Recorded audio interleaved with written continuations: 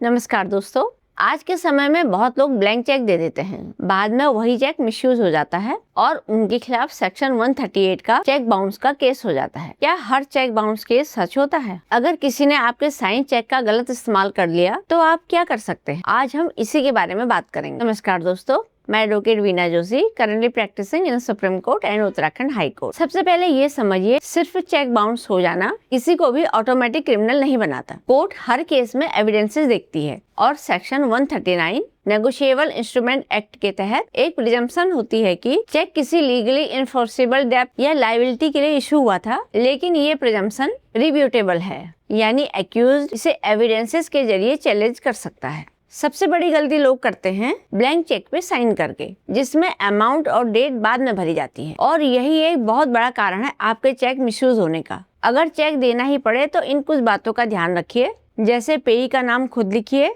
Amount words और figure दोनों में लिखिए, डेट खुद भरिए, पर्पस का रिटर्न रिकॉर्ड रखिए। अगर सिक्योरिटी चेक दे रहे हैं तो एग्रीमेंट बनवाइए, लिखिए कि चेक सिक्योरिटी के पर्पस से दिया गया है। रिसिप्ट या ईमेल व्हाट्सएप रिकॉर्ड रखिए। पेमेंट होने के बाद चेक वापस लीजिए या रिटर्न एक्नॉलेजमेंट लीजिए। बहुत लोग लोन चुका देते हैं लेकिन चेक वापस देना भूल जाते हैं। ये फ्यूचर डिस्प्यूट का सबसे बड़ा कारण बनता है। पेमेंट के बाद रिसिप्ट लीजिए, बैंक ट्रांजैक्शन प्रूफ रखिए, चेक रिटर्न करवाइए। अगर चेक खो गया है तो उसकी रिटर्न कंफर्मेशन लीजिए।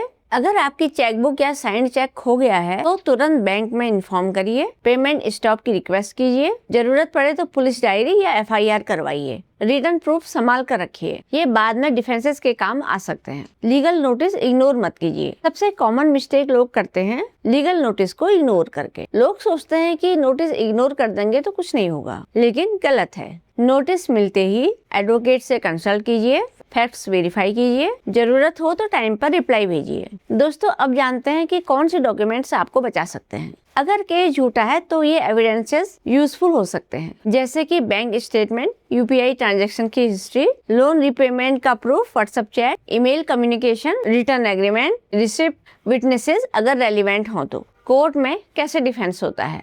कोर्ट देखेगी क्या सच में कोई लीगली इन्फोर्सेबल डेब्ट था, क्या चेक उस डेब्ट के लिए इशू हुआ था, क्या अमाउंट रिकवरेबल था। अगर एक्यूज क्रेडिबल एविडेंसेस लाता है तो सेक्शन 139 की प्रिजम्पशन को रिवर्ट किया जा सकता है। दोस्तों, आशा है आज की वीडियो आपको पसंद आई होगी। इसी तरह कानून से जुड़ी जानकारी सरल भाषा में प्राप्त करने के लिए चैनल को सब्सक्राइब करें। धन्यवाद।